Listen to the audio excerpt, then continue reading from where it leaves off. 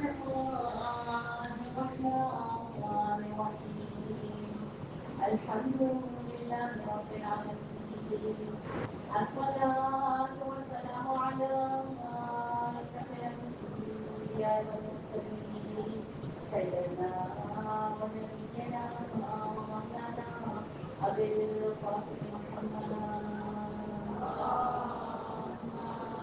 صل على محمد وآل محمد وعلى آل بيته الطيبين الطاهرين المعصومين سيما بقية الله في الأرضين وعلى لعنة الله على القوم الصالحين تقدسهم من الله إن الله بصير بالعباد السلام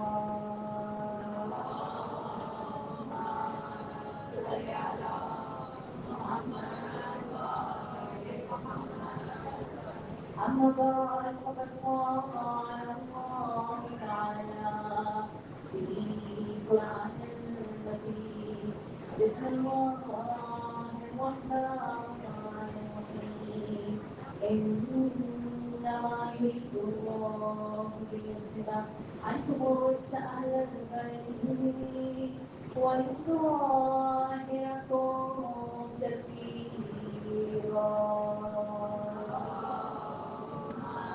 صل على محمد وآل محمد تمام عقیدے کا نعمت عطا کرنے والا ہے مناجات خمسہ عشر مناجات تعریفی میں پروردگار عالم کی زبانی اس سے مناجات کرتی ہے میرے مولانا سید الشجاع ارشاد فرماتے ہیں اے میرے پروردگار اے وہ پروردگار جس سے میری امیدیں وابستہ ہیں اے پروردگار جو میرا تعلق بھی ہے جو میری آرزو بھی ہے اور جو میری خواہش بھی ہے اے پروردگار تیری عزت و جلال کی قسم میرے گناہوں کو تیرے سوا کوئی بخش نہیں سکتا اور میری کمیوں کو تیرے سوا کوئی پورا کر نہیں سکتا اب دیکھیے ان چار جملوں میں مولا نے دنیا اور آخرت کو سمیٹ دیا اے میرے امید میرے پروردگار اے میرے طالب جسے میں چاہتا ہوں جسے میں مانگتا ہوں اے میرے طالب اے میرے پروردگار اے وہ پروردگار جسے میں چاہتا ہوں اے وہ پروردگار جس کی میں آرزو رکھتا ہوں دیکھیے چار امید طالب چاہت آرزو انسان اس سے امید رکھتا ہے دوسرے انسان سے ہے یا نہیں فلاں کام کر دے گا اور فلاں کام کر دے گا انسان اس چیز کو طلب کرتا ہے دنیا کا طالب میرے پاس ہر چیز دنیا کی ہونی چاہیے کس چیز کو چاہتا ہے مال دنیا کو چاہتا ہے جتنا زیادہ ہو میرے پاس مال اتنا ہی پسند کرتا ہے اور آرزو کیا ہے مقام طلبی میرے پاس مقام ہونا چاہیے یہ ہے یا نہیں یا مقام ہونا چاہیے یا انسان کی مدد بھرپور ہونی چاہیے یا دولت ہونی چاہیے یا دنیا ہونی چاہیے یہی ہے امام فرماتے ہیں تمہاری کامیابی اس وقت ہے تمہارے مقاصد کی تکمیل اس وقت ہے جب تم ان چار چیزوں کو اللہ کی طرف موڑ دو میری امید اللہ سے میری طلب پروردگار میری طلب کیا ہے میری طلب تیری معرفت ہے کہ میں تیری طلب میں تیری معرفت کو حاصل میری چاہت کیا ہے خدایا میں تیری ذات کو چاہتا ہوں میری آرزو کیا ہے تیری رضا الہی کہا تم چار چیزوں کی طرف دنیا کو موڑ دو گے پھر میرے والدین فرماتے ہیں میری ہر خطا کو تو نے بخشنے والا ہے میری ہر کمی کو تو کر اگر ان چاروں کو ٹارگیٹ بنانے کے بعد کوئی خطا کرتے ہو معاف کرنے والا رب کریم ہے اور پھر اگر کوئی کمی ہے تو اس کمی کو پورا کرنے والا بھی تمہارے رب کی ذات ہے، اور لاکھوں درود و سلام ہو اہل بیت پر جنہوں نے مناجات کے ذریعے سے انسان کو زندگی گزارنے کا طریقہ سکھا دیا.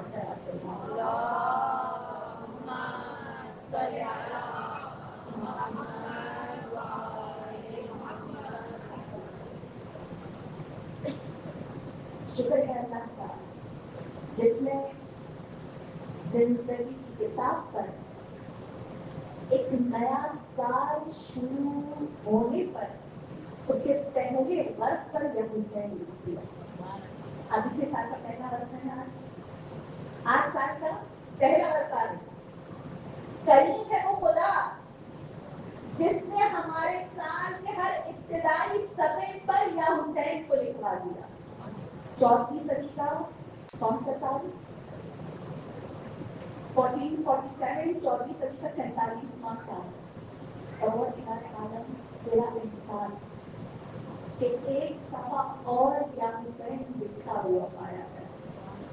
موقع دیا ہے جس طریقے سے موتیں ہو رہی ہیں، جس طرح اچانک موتیں ہو رہی ہیں. کتنے لوگ تھے کہ پچھلے سال اس فرش عذاب پر رہتے تھے؟ کتنے لوگ تھے جو پچھلے سال مرثیہ اور مجالس پڑھ رہے تھے؟ کتنے لوگ تھے جو پچھلے سال تابوت سجا رہے تھے اور علم اٹھا رہے تھے؟ آج ہمارے درمیان موجود نہیں. سوچیے اللہ نے مجلس حسین میں بیٹھنے کا ایک موقع اور آج کی مجلس میرے دل کا ارادہ تو یہ ہے آپ کو جس کا چاہیے کرنا چاہیں کہ پروردگار آپ کی مجلس کا اجر ان کے لیے جو پچھلے سال یہاں بیٹھے تھے.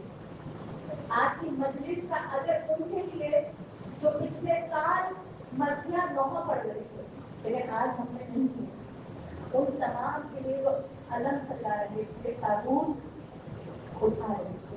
اچھا پہلی مجلس ہے نا، آپ کی پہلی مجلس میں جانے میں تڑپ کے آتا ہے. پورے سال انتظار کرتا ہے اس مجموعہ عبادت کا.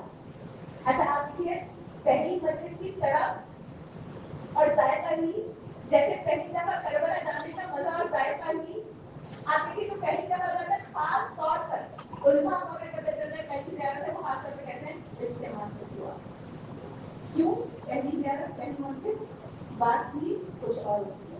اور میں اور آپ جب یہاں پر بیٹھ گئے طرف گھر سے آئے آج پہلی موت ایسا ہے نہیں.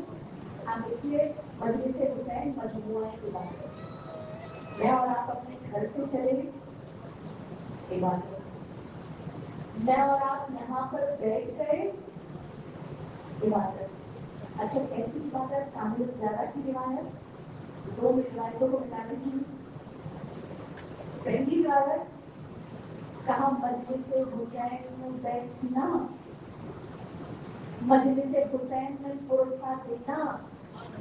انسان اٹھتا نہیں ہے مگر ملائکہ اس کے نامہ اعمال میں 2000 مقبول حجوں کا ثواب دیتے. آپ دیکھیے 2000 مقبول حج. آج ایک حج کتنا مہنگا ہو گیا ہے؟ کتنا مہنگا ہو گیا ہے؟ نارمل انسان کی استطاعت سے باہر ہو گیا ہے. اگر اچھا وہ نارمل استطاعت سے باہر ہو گیا ہے، انسان 18-20 لاکھ روپے کر کے آئے. میں ہمیشہ ایک جملہ کہتی ہوں، پھر بھی یہ نہیں کہے گا الحمدللہ مقبول حج. کہے گا نہیں. پھر بھی 20 لاکھ خرچ کرنے کے بعد، زحمتیں اٹھانے کے بعد ایک جملہ کہے گا بس اللہ قبول کر لے. ایسا ہے کہ نہیں؟ لیکن جب مجلس حسین سے خلوص کے ساتھ لکھتے ہیں روایتوں میں اہل بیت کہہ رہے ہیں 20 مقبول حجوں کا ثواب. کسی نے کہا مولا 20 مقبول حج، حیرت کی بات ہے نا. 20 مقبول حج. مولا بھائی بولا کہ نہیں، 20 مقبول عمروں کا ثواب. آپ سوچیے پھر فرمایا مولا کتنے عمرے مجلس حسین میں؟ کہاں 2000 دفعہ راہ خدا میں جہاد پر جانے کا ثواب. کتنا ثواب ہے؟ اچھا یہ کاؤنٹیبل ہے. اگر میں آپ سے پوچھوں یہ کاؤنٹیبل ہے، آپ اسے کاؤنٹ کر سکتے ہیں؟ 2000 حج مقبول، 2000 عمرے مقبول، 2000 زیارت بلکہ جہاد پر جانے کا ثواب. کہاں اب سننے والے کی نا حیرت سے آنکھیں کھل گئی. 2000 دفعہ جہاد پر جانے کا ثواب. فرمایا 70. اب اس کی روایت دوسری ہے. فرمایا 70 سے زیادہ گھوڑے راہ خدا میں وقت کر دیں گے. آپ اپنی طرف سے زیادہ میں دیکھنا ہے خود کی شادی ہو رہی ہے اور اب ان کی طرف سے گھوڑے کی راہ خدا میں بھیج رہے ہیں. کتنا ثواب ہے, کتنا ثواب ہے. اچھا صرف یہ ثواب نہیں ہے, آپ چلے پاؤں کی عبادت, آپ روئے آنکھ کی عبادت, آپ نے مرثیہ مجلس سنا آنکھوں اور کانوں کی عبادت, آپ نے ماتم کیا ہاتھ اور سینے کی عبادت. یعنی آپ کا پورے اعضاء عبادت میں مشغول ہے. اور اس کا اجر بتائیے کیا ہے. فرمایا مجلس حسین جس اعضاء, جو اعضاء کار فرما ہے, ہاتھ کار فرما ہے, آنکھ کار فرما ہے, کہاں اس اعضاء کے گناہوں کو معاف کرا رہا ہے. ہمارے ہاتھ استعمال ہو رہے ہیں, کہاں ہاتھ کے گناہ اب اس ٹائم جھڑ رہے ہیں. ہماری آنکھیں استعمال ہو رہی ہیں, کہاں آنکھوں کے گناہ اب جھڑ رہے ہیں. کبھی سوچا اتنا اجر کیوں, اتنا اجر کیوں ہے. کبھی سوچیے یہ اتنا کثیر اجر مجلس حسین میں ہمیں کیوں مل رہا ہے.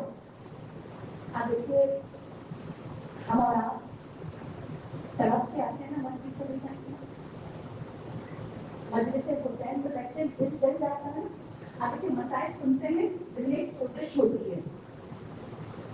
جو بھی چیز حسین کے لیے طرف جائے چل جائے خدا اس کی قیمت کو بڑھا دیتا ہے. پھر وہ اپنی قیمت پر نہیں دیتا, خدا اس کی قیمت کو بڑھا دیتا ہے. کیسی قیمت کو بڑھاتا ہے. راوی کہتا ہے تہران میں ایک مومن تھا, سال ہر سال اس کے گھر میں مجلس ہوتی تھی, سال ہر سال اس کے گھر میں مجلس.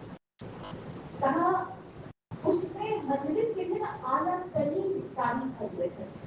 جیسے ہم نے نا مجلس کے لیے یہ چیز مجلس کے لیے رکھ دوں, وہ چیز مجلس کے لیے رکھ دوں, یہ چیز مجلس میں استعمال کر دوں. اعلیٰ ترین تعلیم جو تھے نا کہ اس دور میں 5-5 لاکھ روپے کا ایک تعلیم اس نے خریدا تھا, وہ مجلس حسین کے لیے استعمال کیا کرتا تھا. پھر ایک دم ڈاؤن فال ہوا اس کا, گھر کی چیزیں بکنا شروع ہو گئی. ایک تعلیم جو سب سے مہنگا خریدا تھا اب وہ اٹھایا, لیکن اس میں ایک فالٹ آ گیا تھا. وہ جب چائے بناتا تھا وہ سماور اسی تعلیم پر رکھ دیا کرتا تھا. سماور کی وجہ سے تھوڑا تھوڑا وہ تعلیم جل گیا تھا. یعنی ایک اسپاٹ جہاں پر ایسے سماور کیوں نہیں کس کو کہتے ہیں, وہ چائے بنانے کی جو کیٹل ہوتی ہے ایرانی اس کو سماور کہتے ہیں. تو وہ کیٹل وہیں پر رکھتا تھا تاکہ گرم گرم چائے لوگوں کو دی جا سکے. اس سماور سے تھوڑی تھوڑی وہ کارپیٹ جل گئی. اگر اس کو بیچنے کے لیے گیا نا, جس کو دکھاتا ہوں کہ بہت اچھا تعلیم ہے, لیکن جلنے کی وجہ سے نا, اچھا تھا 5 لاکھ کا, جلنے کی وجہ سے 5 لاکھ نہیں کہہ سکتا. کوئی کہتا ہے 2 لاکھ, کوئی کہتا ہے 1.5 لاکھ, کوئی کہتا ہے 2.5 لاکھ. اب یہ مومن پریشان ہے تو اتنا مہنگا خریدا تھا اور یہ دکھ نہیں رہا. اب چلتے چلتے سب سے زیادہ بڑا تاجر جو ہے نا, جو تہران میں سب سے بڑا تاجر ہے کارپیٹ کا تعلیم, اس کی دکان میں پہنچا. اس سے کہتے دیکھو میں یہ تعلیم بیچنا چاہتا ہوں, تم کیا اس کو خریدو, جو کوالٹی دے کر دیتا ہے بہت اچھی کوالٹی ہے, لیکن یہ جلا ہوا ہے. بتاؤ جلا کیسے. کہا یہ وہ کارپیٹ ہے, یہ وہ تعلیم ہے جس پر میرے گھر 10 سال مجلس ہوئی, 10 سال کی وجہ سے استعمال ہوا. میں اس پر سماور عزت رکھتا تھا. اس سماور کی وجہ سے آج جو تھوڑی تھوڑی وہ ہوتی تھی, کارپیٹ یہاں پر ایک سائڈ سے جل گیا. کہتے ہیں وہ مالک جو ہے اندر گیا, اس نے 10 لاکھ روپے لا کے دیے اور 10 لاکھ دے کے کہتا ہے یہ 5 لاکھ تعلیم کی قیمت اور 5 لاکھ مجلس حسین کے جلنے کی قیمت. کہا جو حسین کے در پر جل جائے وہ قیمت گراتا نہیں ہے, قیمت اٹھاتا ہے. اچھا وہ مومن ایسے ہاتھ میں لیتا ہے اور رو کے کہتا ہے مولا آپ اتنے قدردان ہیں. 10 سال یہ آپ کی مجلس میں استعمال ہوا اور اس کے باوجود چل گیا, آپ نے اس کی قیمت گرائی نہیں, بلکہ اس کی قیمت کو ڈبل کر کے مجھے واپس کر دیا. وہ روتے ہوئے مولا آپ اتنے قدردان تھے, چلا گیا. اور یہاں اس مومن نے بڑے خلوص سے اس کو کرنا تھا, لیکن اس کو کاٹا, اس کو تھوڑا سا ریپیئر کروا کے اس کی ڈیزائننگ کرنے کے لیے وہاں پر گلابی پھول رکھا تھا اور اس نے اٹھا دیا.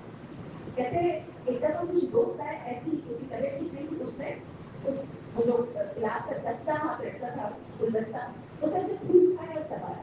اسے محسوس ہوا کہ یہ پھول جو گلدستے میں رکھتے ہیں, اس کو چبانے سے میری طبیعت تھوڑی بہتر ہوئی. پھر دوبارہ دوسرے دن آیا, دیکھا اور بہتر ہو گئی. آپ سب اسے کہتے ہیں پتہ ہے یہ کارپیٹ جہاں سے جلا ہے اور اس میں جو پھول رکھے جاتے ہیں اس میں شفا ہے. دوسرا آیا, اس نے ٹرائی کیا, تیسرا آیا, اس نے ٹرائی کیا. اب یہ بات آہستہ آہستہ مشہور ہو گئی کہ فلاں شخص نے کارپیٹ کے جو پھول رکھے ہیں نا اس میں امام حسین نے شفا ہے. جو تعلیم استعمال ہو جائے, جو تعلیم جل جائے, حسین اسے باعث شفا بناتے ہیں. جو قلب مجلس حسین میں جل جائے, میں اور آپ سنتے ہیں نا, میں اور آپ سنتے ہیں نا امام حسین کے مولا وہ شدہ جس کی نظیر عربوں میں نہیں. جیسی جناب عباس کی آواز بلند ہوئی, آقا میرا آخری سلام قبول ہو. ایک دفعہ کمر پکڑ کے کہا عباس حسین کی کمر ٹوٹ گئی. اور جب پہنچے ہیں جانتے جناب عباس کا مرثیہ ایسا بلند کر دے تو حسین نے کہا. جب سرکار پہنچے وہاں ایک شیر تھا, اور شیر جانتے کیا تھا؟ ہاں عباس تمہاری دہشت کی وجہ سے جو آنکھیں جاگا کرتی تھی نا وہ سکون سے سو جائے.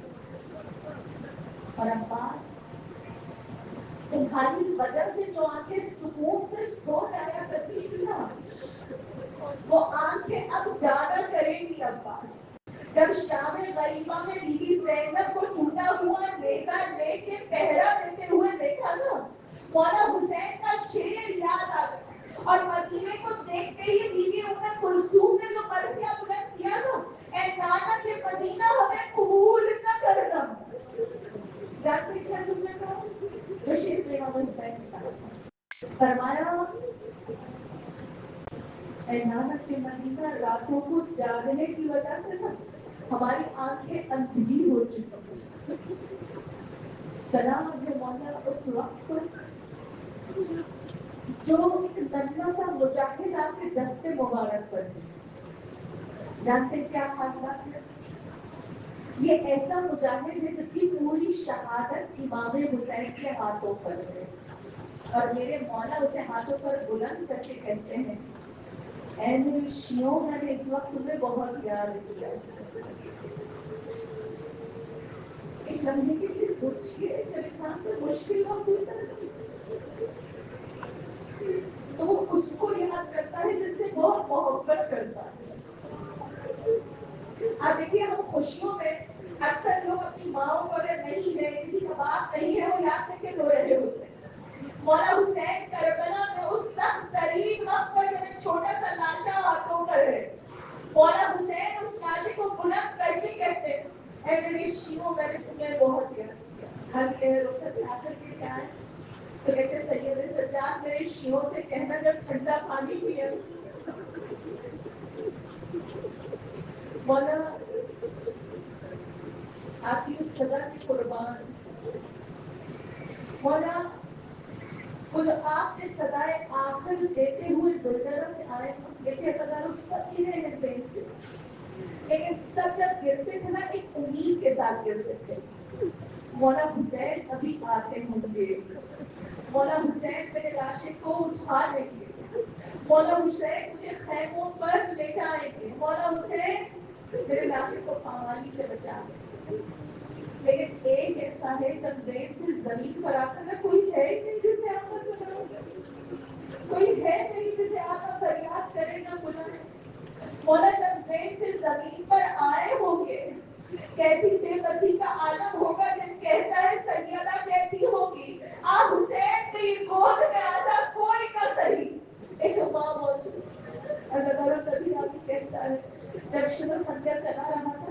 بات کسی نے شبر سے پوچھا، اے شبر کیوں اتنے باروں میں امام حسین کی گردن کو جدا کیا، کیوں ایک بار میں جدا نہ کر دیا؟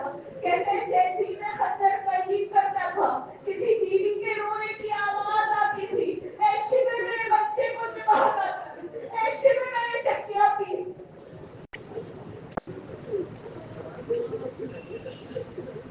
عجب سوزش ہے، عجب سوزش ہے، دل ڈر جاتا ہے نا۔ یہی تو روایت ہو گئی ہے۔ غم حسین ایک حرارت ہے، غم حسین حرارت ہے جو مومن کے دل کو جلاتا رہے۔ عزیزانو، جب اس سوزش میں انسان کا دل جلتا ہے نا تو خدا اس دل کا خریدار ہو جاتا ہے۔ جانتے ہیں جو دل حسین کے غم میں جل جائے اس کا خریدار کیسے ہوتا ہے خدا؟ آیت اللہ شوستری کتاب خصائص حسین میں بیان کرتے ہیں، فرمایا احب اللہ من احب حسین، خدا اس سے محبت کرتا ہے جو حسین سے محبت کرتا ہے۔ ایک روایت، دوسری روایت فرمایا اللہ جب کسی کو پسند کرے اس کے دل میں حسین کی محبت ڈال دیتا ہے۔ آپ دیکھیں دونوں میں کیا فرق ہے؟ دو روایت میرے بیان ایک چھوٹے سے فرق کے ساتھ۔ پہلی روایت جو حسین سے محبت کرتا ہے اللہ اس سے محبت کرتا ہے۔ دوسری روایت اللہ اس کو پسند کرتا ہے اس کے دل میں ہمیں حسین کو محبت حسین کو ڈال دیتا ہے۔ آپ دیکھیں کنگے کو پہلے سے محبت کرتا ہے جی، وہ محبت کرتا ہے، اس کی محبت کی وجہ سے اللہ بھی اس سے محبت کرنے لگتا ہے۔ دوسری روایت میں اس بندہ مومن نے کوئی اچھا کام کیا ہے، وہ کام اللہ کو بڑا پسند آیا۔ دیکھیے جب ہم کو کسی کی کوئی کام پسند آتا ہے نا ہم اسے تحفہ دیتے ہیں، دیتے ہیں یا نہیں دیتے؟ اللہ کو اس بندے مومن کا کوئی کام پسند آیا، اس پسندیدگی کے اثر کو اللہ نے اس میں ظاہر کیا ہے، اور اللہ کی پسندیدگی کا اثر حسین کی محبت ہے۔ آپ سوچیے اللہ کی پسندیدگی کے اثر کو حسین دیکھتے ہیں، یہاں دل کی سوزش کے بدلے رسول کی محبت ہے۔ کیسے رسول خدا کے راستے سے جا رہے ہیں، کہا جیسے ہی راستے سے گزر رہے ہیں نا رسول خدا ایک بچے کو اٹھایا گود میں رکھا، بہت محبت کرتے ہیں، کسی نے کہا یا رسول خدا آپ اس بچے سے بہت زیادہ محبت کر رہے ہیں، کہا میرے محبت کرنے کی وجہ یہ ہے یہ میرے حسین سے محبت کرتا ہے۔ تو جو حسین سے محبت کرتا ہے نا اللہ اس سے محبت کرتا ہے، جو حسین سے محبت کرتا ہے رسول اس سے محبت کرتے ہیں۔ یہ جو آج میں اور آپ آئے ہیں اللہ کی محبت کا مصداق ہے، رسول کی محبت کا مصداق ہے، خدا کی پسندیدگی کا اثر ہے۔ اور یہ کیسا ہے آپ دیکھیں دنیا میں جب کسی کے پاس تعزیت دینے جاتے ہیں نا ظاہر خانہ تعزیت دیتا ہے، لیتا ہے یا نہیں لیتا؟ یہاں پر تعزیت لینے والے رسول خدا یہ واحد مجلس ہے جہاں تعزیت لینے والی سیدہ طاہرہ ہے، یہاں تعزیت لینے والی جناب زینب ہے، یہاں پر امام حسن آپ سے تعزیت، اور تعزیت کس طرح ہے دیکھیے کس قدر دستور ملانا ہے مجلس حسین کا۔ نارمل کو جاتے ہیں تعزیت لے کے آ جاتے ہیں، مجلس حسین کے آنسو سیدہ رومان لے لے، یہ آنسو زمین پر نہیں گرے، سیدہ رومان میں لے رہی ہے۔ راوی کہتا ہے جب کوئی مومن غم حسین میں گریہ کرتا ہے اس کے آنسو ملائکہ سنبھالتے ہیں، بوتل میں بھرتے ہیں، کہاں اس کے آنسو جنت کے پانیوں میں شامل کیے جاتے ہیں۔ سوال کیا گیا کیوں شامل کیا جاتا ہے؟ غم حسین میں بہنے والا آنسو جنت کے پانیوں میں کیوں شامل کیا جاتا ہے؟ کتاب فاطمہ کہا تاکہ جنت کے پانی کو مزید میٹھا بنایا جا سکے۔ کیا کمال ہے؟ آپ زمین پر بیٹھے ہیں، آپ کے وجود کا حصہ جنت پہنچا ہوا ہے، کتنی بڑی عبادت ہے، کتنی بڑی عبادت ہے۔ دنیا کی کوئی عبادت ایسی نہیں ہے کہ آپ موجود ہوں اور آپ کے وجود کا ایک حصہ جنت پہنچ جائے۔ یہ واحد جنت حسین ہے کہ یہاں پر گرایا ہوا آنسو آپ اور مجھے نہیں ہے مگر وہ جنت کے پانیوں کا حصہ بن جائے. عبادت ہے نا.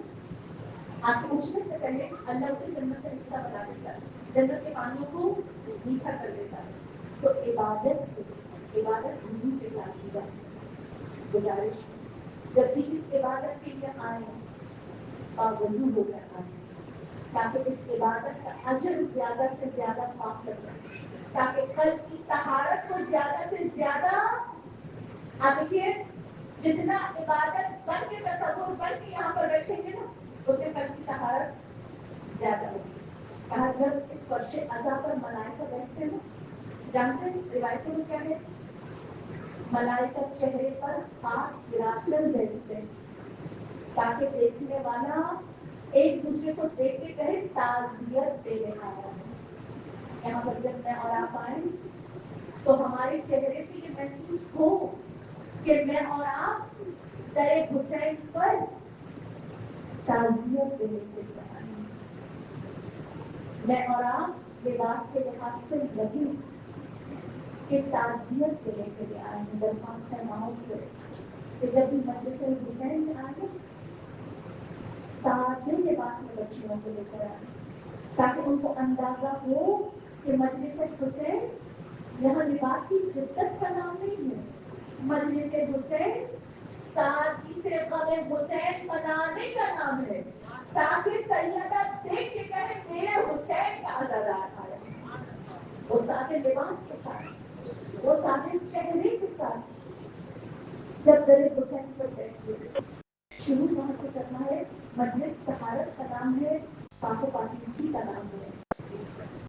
اگر کوئی اور کچرا کرتا بھی ہے, کوئی اور ریپرز گراتا بھی ہے, اٹھانے میں شرم نہ محسوس کیجیے. شہید مرتضیٰ مجاہدی کا بڑا خوبصورت جملہ ہے. وہ کہتے ہیں کشتی حسین میں پاؤں ضرور رکھنا, چاہے فرش عزا کی صفائی ہو, چاہے سبیل پر پانی پلانا ہو, چاہے جوتیاں درست کرنا ہو. آپ دیکھیے عزاداروں کی جوتیاں ہیں نا, کہا اگر کوئی اسے سخت میں لگا رہا ہے, میرے اور آپ کی نگاہ میں جوتیاں درست کر رہا ہے, ملائکہ کی نگاہ میں خادم حسین ہے. یہاں امام حسین ریپر اٹھانے والے کا نام بھی خادم حسین میں لکھ دیتے ہیں. شروع کہاں سے کرنا ہے؟ خود سے کرنا ہے. جب تک میں اور آپ خود سے شروع نہیں کریں گے اس وقت تک معاشرہ ہم چھوڑ دیں دوسرا اٹھا لے گا, نہیں میں اٹھاؤں.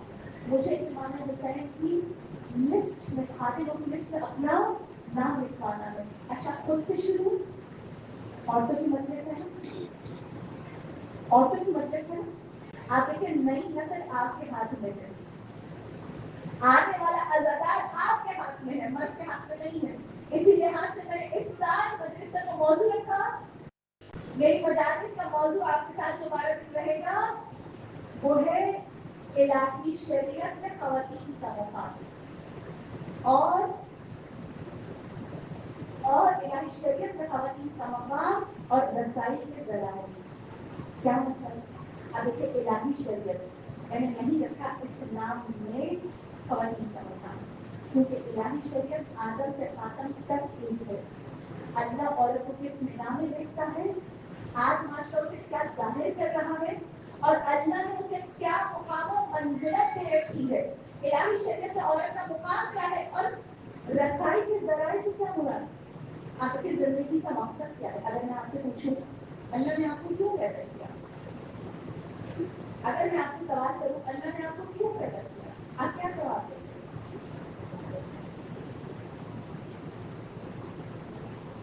کوئی جواب نہیں.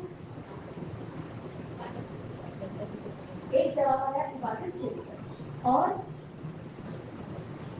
اچھا عبادت کا بھی کوئی مقصد ہے, کیا عبادت کا مقصد نہیں؟ عبادت راستہ ہے, مقصد نہیں. عبادت راستہ ہے, یاد رکھیے گا. اس زندگی کا مقصد قرب خدا, خدا تک پہنچنا ہے. اس زندگی کا مقصد خود کو حجت خدا تک پہنچانا. تمہیں کہتے ہیں کس سے منسوب ہے؟ امام زمانہ سے. حجت تک پہنچنا زندگی کا مقصد ہے, اور خدا تک رسائی کا ذریعہ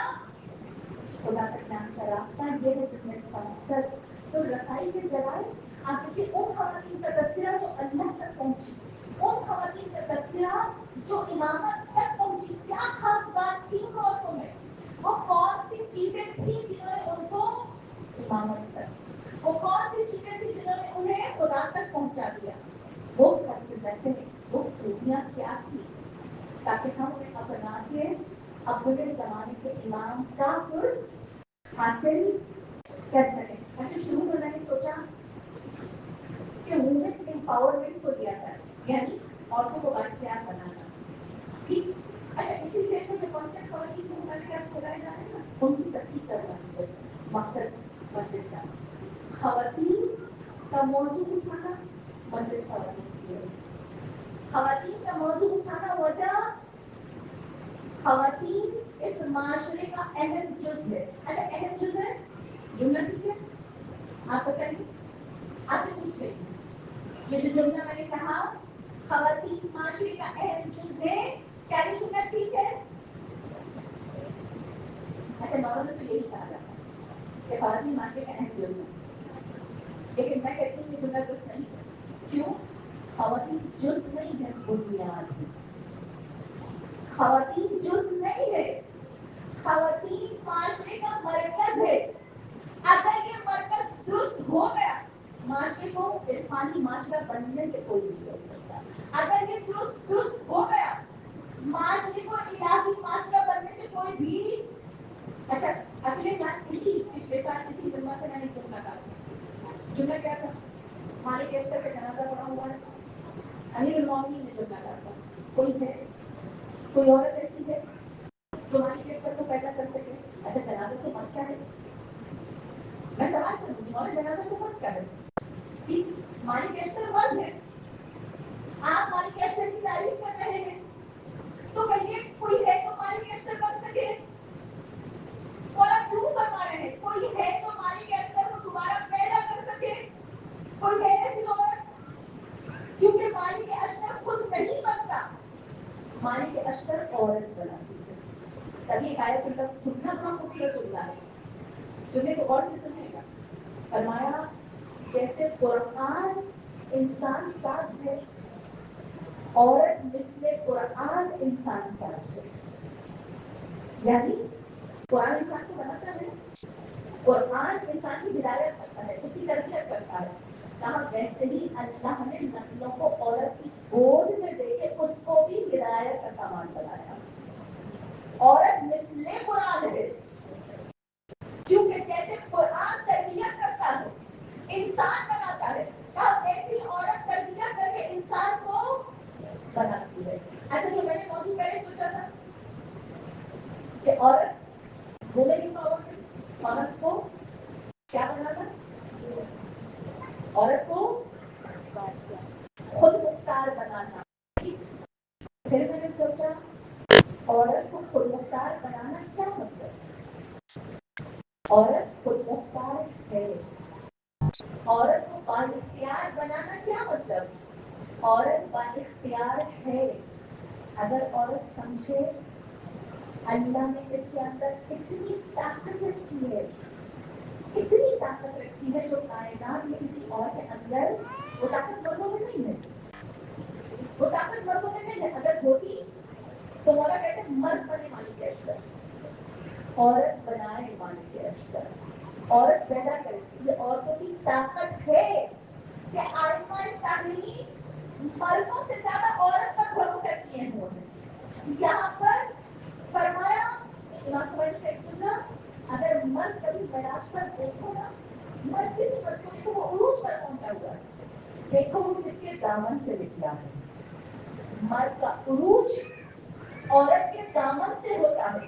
اگر عورت کا دامن نہ ہو مرد عروج پا نہیں سکتا ہے. تو عورت خود مختار ہے, عورت پروردگار کی بارگاہ میں بہت طاقتور ہے. ایک صلوات پڑھیں محمد و آل محمد.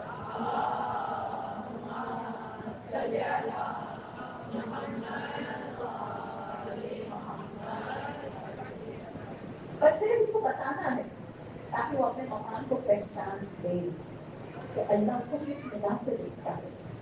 اللہ اسے کس نگاہ سے دیکھ رہا ہے. اچھا پھر جب اللہ اس نگاہ سے دیکھ رہا ہے وہ اپنے مقام کو دیکھے تو پھر یہ عورت کی خود مختاری, عورت کی آزادی, یہ جملے کیا ہے معاشرے میں؟ یہ جو معاشرے میں کہا جاتا ہے عورت خود مختار نہیں ہے, عورت کی آزادی نہیں ہے, یہ جملے کیا ہے معاشرے میں؟ اس کی حیثیت کیا ہے؟ کہاں سے شروع ہوتا ہے یہ جملے؟ آپ یقین کریں یہ جو عورت کی آزادی, عورت کی خود مختاری کہاں سے شروع ہوا یہ سب؟ جب میں نے اس کی ریسرچ اور تحقیق کی, آپ یقین کریں ایک حیرت انگیز فیکٹ میرے سامنے آیا. کیا تھا؟ کہا جب 17ویں صدی میں انڈسٹریل ریولوشن شروع ہوا, انڈسٹریل ریولوشن شروع ہونے کے بعد بے انتہا لیبر بڑھ گئی. انڈسٹریز میں لیبر بہت زیادہ ہو گئی, اب مزدوری بہت زیادہ ہے, مزدور کم ہے, اور مزدوری کی قیمت بھی زیادہ ہے. کہا کیسے اس کو ایڈجسٹ کریں؟ مزدور زیادہ ہوں گے تو مزدوری کم ہوگی, ہمارے پاس مزدور کم ہے.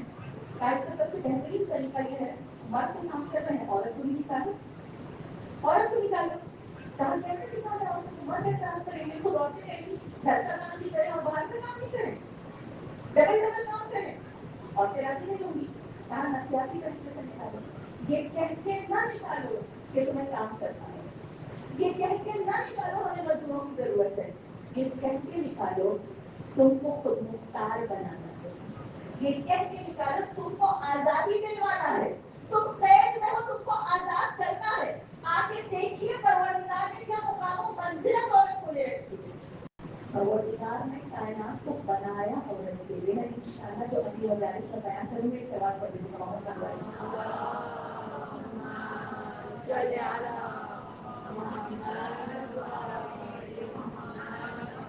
تو یہ خود مختاری اور آزادی ایک استفادہ سو ہے جو دشمن کر رہا ہے, ایک غلط استفادہ ہے اس جملے سے. ورنہ آپ یقین کریں یہ جملہ اتنا پھیل گیا ہے, آزادی, خود مختاری, جی اتنا پھیل گیا ہے. ابھی غدیر پر مجھے ایک سیمینار میں بلایا گیا.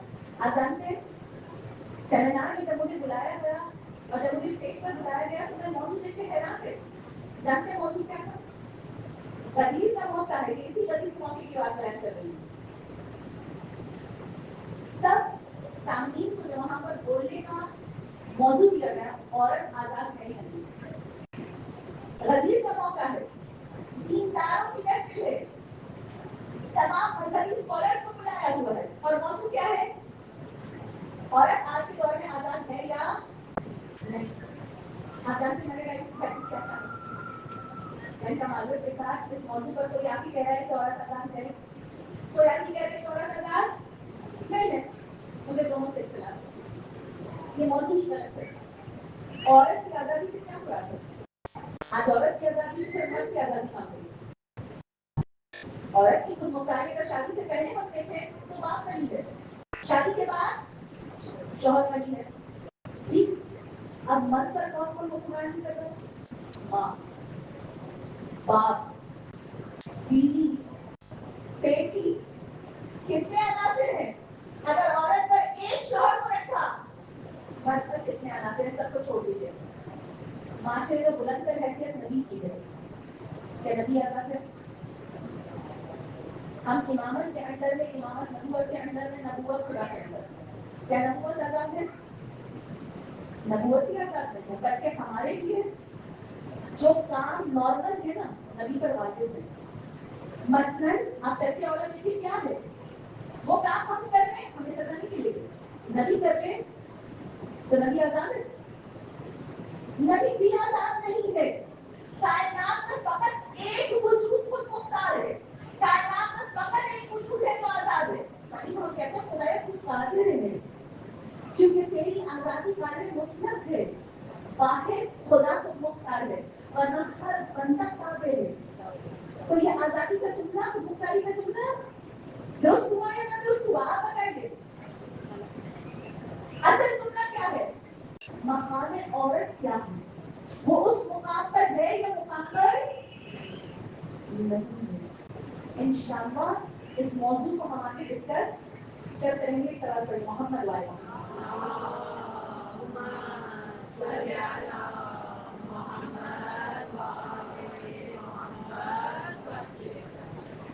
اور پروردگار حسین کو عورتوں کے ذریعے کامیاب کر کے بتا دیا. دیکھو عورت کتنا اہم جز ہے. امام حسین چلے تھے لیکن بہن کے بغیر نہیں چلے. تحریک رسالت شروع ہوئی ہے خدیجہ کے بغیر شروع نہیں ہوئی ہے.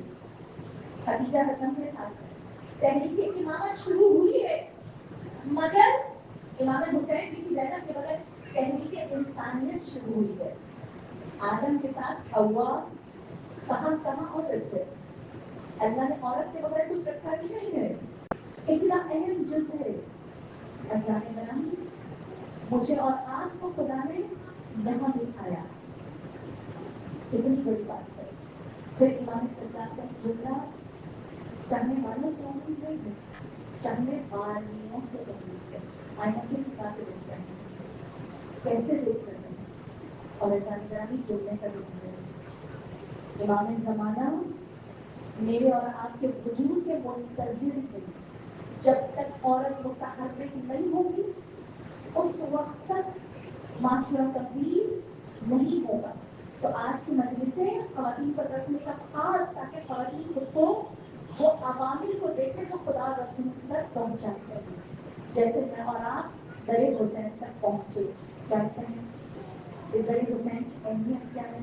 یہ میں اور آپ جو مجلس حسین پر بیٹھے, پہلی مجلس ہوئی کہاں پر ہے؟ اچھا پہلی مجلس اگر ہم بات کریں انبیاء کے ساتھ ہوئی ہے, ملائکہ کے ساتھ ہوئی ہے, جبریل کے ساتھ ہوئی ہے.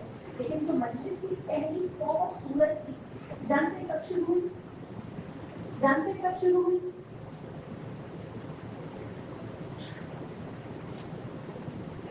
اچھا پاس کے چہرے مل رہے ہیں, مجھے لگا ہے شام میں. اس سے پہلے ہوئی ہے, جانتے ہیں 10 محرم. امام حسین کی ولادت کی شب تھی, ابھی ولادت نہیں ہوئی تھی. جنت کی سب سے خوبصورت پھول, جانتے کیا نام ہے؟ سب سے خوبصورت پھول, جنت کی سب سے خوبصورت پھول لایا ہے. کہتے لایا اتنی خوبصورت ہے, اللہ نے اس کو ایسا مقام عنایت کیا ہے کہ جب وہ اپنی محل کی بالکونی سے جھانکتی ہے نا تو پوری جنت نظر آتی ہے. اور ساتھ جیسی جھانکتی ہے نا اس کے گالوں کے نور سے پوری جنت چمکنے لگتی ہے. اور جیسی چمک آتی ہے سب جنت والے کہتے ہیں کیا لایا نے جھانکا تھا جس کی وجہ سے جنت میں چمک آئی ہے. کہاں شب ولادت امام حسین. خدا کہتا ہے لایا جاؤ, میرا حسین دنیا میں آنے والا ہے. وہ بھول جو سب سے حسین ہے اس کو اللہ نے حسین کو دے دیا. کہتے وہ بھول جب آئی کہا جیسی بیوی نے لایا کو دیکھا, بیوی سوچتی ہے دل میں میرے گھر میں کوئی ایسی جگہ نہیں ہے جہاں پر میں لایا کو دکھاؤں. کہا ابھی یہ سوچ آنی تھی, اللہ نے حوروں کو جنت کے فرش کے ساتھ بھیجا.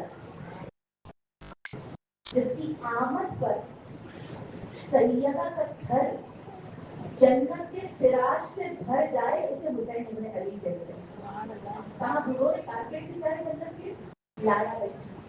کہا جب لایا بیٹھی ہے نا, کہا جبرائیل آئے اس کے ساتھ 1000 قبیلوں کے ساتھ. کہا جنت کے 1000 قبیلوں کے ملائکہ کے ساتھ خدا نے مجھے جاؤ جبرائیل. رسول اللہ کو مبارکباد دیا. اچھا 1000 قبائل آپ کے ذہن میں آ رہا ہوگا کہ 1000 فرشتے. 1000 قبائل سے مراد ایک قبیلے میں 1,00,000 فرشتے. ٹھیک, اور آیت اللہ شوسی کی کتاب میں نے دیکھا ایک قبیلے میں 10,00,000 فرشتے. اب ملٹیپلائی کر لیں 1000 سے, کتنے ملائکہ؟ کروڑوں اربوں ملائکہ کے ساتھ جبرائیل آئے. جیسی آئے فرمایا یا رسول خدا آپ حسین کو لے آئیے تاکہ ہم حسین کی زیارت کر کے مبارکباد دے سکیں. رسول خدا بھی فاطمہ کے پاس گئے, پالتے ہو گیا اور لے کر آئے. آپ جیسے ہی لے کر آئے کہا جناب جبرائیل نے ماتھے کو چوم کے کہا اے شہید کربلا, خدا آپ پر آپ کے ماں باپ پر رحمت کو نازل کرے. رسول خدا نے بیان فرمایا جبرائیل کیا کر رہے ہو؟ کہا جبرائیل مجلس پڑھنے لگے, شہادت حسین بیان کرنے لگے, رسول خدا اور ملائکہ رونے لگے. کہا یہ پہلی مردانی مجلس تھی, یہ پہلی مردانی مجلس تھی. اس کے بعد رسول خدا پوچھتے ہیں اے جبرائیل کون شہید کرے گا میرے حسین؟ کہا یا رسول خدا آپ کی امت شہید کرے گی اور اس کے ساتھ آپ کی امت آپ کی شفاعت کی امیدیں بھی مان رہی ہے. خدا ان کو آپ کی شفاعت نصیب نہ کرے یا رسول خدا. خدا ان پر اپنی رحمت کو نازل نہ کرے یا رسول خدا. خدا ان پر عذاب کو نازل کرے. اچھا یہ کون بھیج رہا ہے؟ یہ تبرہ کون کر رہا ہے؟ تولہ کے ساتھ تبرہ کرنا جبرائیل نے سکھایا گیا. جبرائیل اچھا ہم جو کہتے ہیں نا خدا لعنت کرے, لعنت سے کیا مراد ہے؟ خدا کی رحمت سے دور کر دے. تولہ کے ساتھ تبرہ بھی کون سکھا رہے ہیں؟ جناب جبرائیل علیہ السلام. کہا اس کے بعد رسول خدا نے یہ کہیں بدان کرتے بچے کو اٹھایا اور جناب فاطمہ کے پاس لے کر گئے اور روتے ہوئے بچے کو چوم کے بی بی فاطمہ کو زہرا کو دیا. کہا سیدہ نے رونے کی وجہ پوچھی. اب رسول خدا شہادت بیان کر رہے ہیں, سیدہ لایا اور تمام بوڑھے رو رہی ہیں. یہ دوسری زنانی مجلس ہے. آپ دیکھیے پہلی مردانی اور زنانی مجلس خانہ سیدہ. کہاں لایا اور کہیں سے رو رہی اور سیدہ کہتی ہے اے بابا یہ بتائیے کون شہید کرے گا کس زمین پر؟ کہا یہاں پر جبرائیل کہتے ہیں حسین مذبوح کربلا, حسین کو کربلا میں ذبح کر دیا جائے. حسین کو کربلا میں پیاسا گھیر کر مارا جائے. حسین اس حالت میں گرے گا کہ حسین کا جسم تیروں سے پر ہوگا اور اس شہادت کے صلے میں اللہ حسین کی اولادوں میں ایسی امامت عطا کرے گا کہ ان کے بعد زین العابدین, ان کے بعد امام محمد آ کر پورے 9 اماموں کے نام دیے اور کہا جو ہدایت کے چراغ ہے. خدا نے ہدایت کو حسین کی ضروریت ہے. ہزاروں یہ کی پہلی مجلس. آج میں آپ تعزیت دینے آئی ہوں. سیدہ جانتے ہیں اوشن کتنی مشکل ہے مولا حسین کے لیے. مدینہ چھوڑ کے جا رہے ہیں. راوی کہتا ہے مولا حسین بار بار بے قرار ہیں. مولا حسین کبھی حجرے میں داخل ہوتے ہیں, کبھی نکلتے ہیں. جب تمام لوگ سو گئے ایک دفعہ مولا حسین اٹھے ہیں. راوی کہتے ہیں چلتے ہوئے قبر رسول پر آئے ہیں, دونوں ہاتھ قبر رسول پر رکھ کے فرمایا اے پروردگار یہ تیرے نبی کی قبر ہے اور میں تیرے نبی کا نواسا ہوں, تو جانتا ہے میرے ساتھ کیا واقعہ پیش آیا ہے. اے پروردگار مجھ سے وہ کام لے جس میں تیری رضا. یہ کہہ کے مولا حسین قبر کے سرہانے بیٹھ گئے. راوی کہتے ہیں ایک دفعہ مولا حسین پر نیند تاری ہوئی. کیا دیکھتے ہیں رسول خدا تشریف لائے ہیں. حسین وہ وقت بہت کم ہے جب تم میری بارگاہ میں مجھ سے ملنے آؤ گے. ایک دفعہ آنکھ کھلی فرمایا انا للہ و انا الیہ راجعون. راوی کہتے ہیں رسول سے رخصت دیکھی ہے. ایک دفعہ شہزادہ بھی اپنا بھائی کی قبر پر گئے. راوی کہتے ہیں اس کے بعد امام حسین دوڑتے ہوئے قبر کی سمت بڑھے ہیں. اے مادر کرام حسین آخری دفعہ شاید آپ کی قبر پہ آیا. آج کے بعد مجاور حسین شاید آپ کی قبر پر نہ آ سکے. اے مادر کرام حسین کا آخری سلام قبول کر لیجیے. کہاں قبر سے آواز آئی اے میرے پیاسے حسین تجھ پر بھی ماں کا سلام. اے میرے غریب الوطن حسین تجھ پر بھی ماں کا سلام. اے مسافر حسین تجھ پر بھی ماں کا سلام. راوی کہتا مولا نے جناب زینب سے تیاری کرنے کے لیے کہا. جناب زینب نے ہماری تیار کی. راوی نے دیکھا 28 رجب ہے, پورا محلہ بنی ہاشم اونٹوں سے بھرا ہوا ہے جن پر امالیاں ہیں, پردے لٹک رہے ہیں. کہا ایک ایک بیوی سواری پر سوار ہونے کے لیے ہوتی ہے. کبھی اکبر جاتے ہیں, کبھی قاسم جاتے ہیں, کبھی عباس جاتے ہیں. محلہ بنی ہاشم کے لوگ دیکھتے ہیں ایک بیوی ایسی کھڑی ہوئی کہ عباس بھی کھڑے ہو گئے, علی اکبر بھی کھڑے ہو گئے, قاسم بھی کھڑے ہو گئے. کسی نے پوچھا یہ کون سی بیوی ہے؟ کہا کہ اولیاء شہزادی جناب سلام ثانیہ زہرا زینب ہے. ان کے سواری میں سوار ہو رہا ہے. اب جب 11 محرم کو سوار ہوتی ہے قرآن کی طرف نگاہ کرتے ہوئے بیان فرماتی ہے عباس کے ہاتھ بہن کو سوار نہ کراؤ گے. جب مدینے سے چلی تھی اس انداز میں چلی تھی کہ تم نے سوار کرایا تھا. آج میں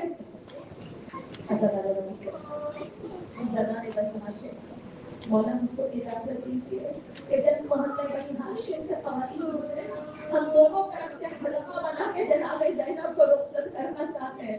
راوی کہتا خواتین کا حلقہ بنا جناب تبریک کے منظر ہے، ایک کوفے میں داخل ہونے کا منظر ہے اور ایک شام میں داخلے کا منظر ہے. لوگ ہاتھوں میں پتھر پکڑے ہوئے ہیں، آئے تھے لگائے ہوئے ہیں اور جیسانی سے نظر. حالت یہ ہے کہ چپل ٹوٹ چکی ہے، زخمی پاؤں کے ساتھ جناب سے رنگ کے دیکھ کے منزل آگے مولا حسین کا قافلہ چلا تھا. ایک دفعہ جناب عباس نے فرمایا مولا پیچھے مختصر سا قافلہ آ رہا ہے. کہا قافلے کو مختصر وقت کے لیے روکو. کہا روکا گیا. جب وہ مختصر سا قافلہ آگے ملا دیکھا 4 لوگ ہیں رسول اللہ کے صحابی عبداللہ عروہ غفاری موجود ہیں. اتنے بوڑھے ہو چکے ہیں صحابی رسول، اتنے بوڑھے ہو چکے ہیں عبداللہ غفاری کے ہاتھ پر راشا ہے اور کمر خمیدہ ہو چکی ہے. ایک دفعہ کہا کہ اے میرے نانا کے صحابی کہاں جانے کا ارادہ ہے؟ کہا حسین تم چھوٹے تھے مسجد میں داخل ہوئے، تمہارا پاؤں کسی چیز میں پھنسا، تم گر پڑے، رسول نے مل کر چھوڑ دیا، تمہیں گود میں اٹھایا اور کہا لوگوں اس کو دیکھ لو، اس کو پہچان لو. جب یہ مدینہ چھوڑ کے جائے حسین کا ساتھ ضرور دینا. اے حسین میں بوڑھا ہو چکا ہوں لیکن رسول کی وصیت پر عمل کرنے کے لیے آ گیا ہوں. کہا اچھا جب ہمارے ساتھ ہی جا رہے ہیں